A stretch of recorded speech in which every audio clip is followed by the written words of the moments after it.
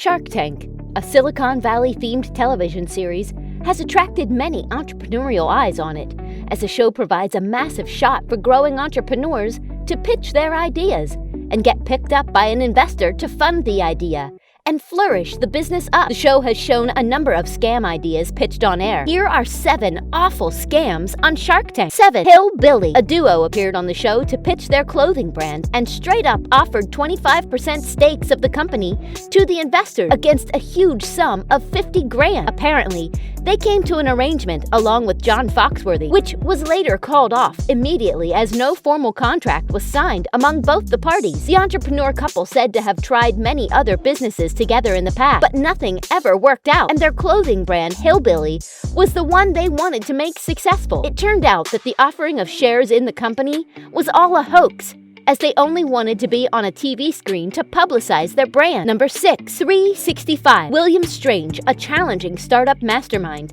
ended up on the show. William had a strange idea on the show for what he pitched and immediately got an offer on selling the 25% of his company to investors on the show for $60,000. William kept on buying time from the panel, and surprisingly, the investors found out that William was working on 2 startups at the same time and was asked to choose one among them. He straightly declined the choice, sticking to working both of them out simultaneously. Hence, no pact came to finalization, and everyone's time came to a waste. 5. Tycoon Real Estate. The CEO of a real estate entrepreneur staged on the show in Season 6. The idea was to encourage people to invest in property, as it has been the best way to enhance the money in the market and keep it secure. The investors on the show, being experienced and learned, took no time in foreseeing trouble investing in the project and turned the bid down immediately. The idea was so risky that one of the panelists even asked the entrepreneur if he has any criminal record or whether he plans to be in jail. Things turned worse when he asked $50 grand for just 5% of the stake in his business. Number 4.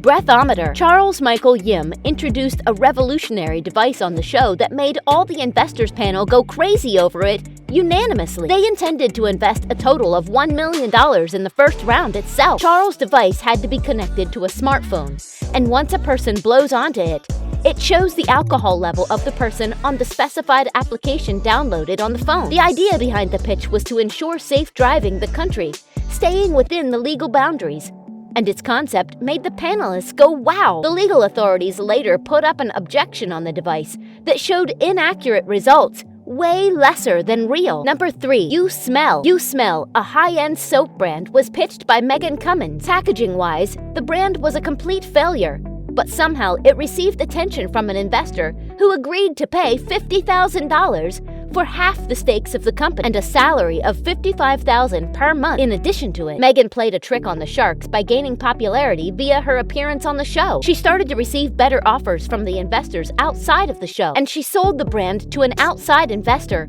who turned the brand off in the near future. Number 2. Camp No Counselor. A pitch came ahead for an adult-themed summer camp for the grown-ups to relive their childhood by registering into a camp and get involved in recreational summer activities that included a few particularly for adults, involving hot tub machines, co-ed sleepers, etc. He asked for a capital worth $300 grand for a 7.5% share in his company, which was turned down by the investors. Number 1. Sweet Balls. Cole Egger and James McDonald proposed a company for sweet balls made up of the cake. The duo pitched for 25% stakes of their company against $250,000, which was taken up by Mark Cuban. The agreement was later called off on the discovery that both the partners had a bad relationship with each other, and they started a war for taking over the company as a proprietorship and got sued for the breach of contract.